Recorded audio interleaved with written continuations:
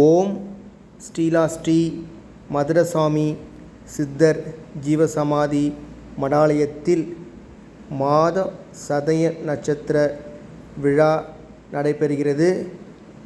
நாள் 30/5/2024 வியாழக்கிழமை.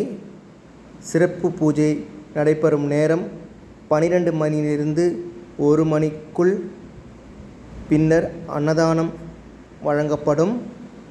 ஆகையால் அனைவரும் வருக வருக என்று மிக அன்புடன் தாழ்மையுடன் கேட்டுக்கொள்கிறோம். மேலும் தொடர்புக்கு கீழே கொடுக்கப்பட்டுள்ள மொபைல் நம்பரை தொடர்பு கொள்ளவும்.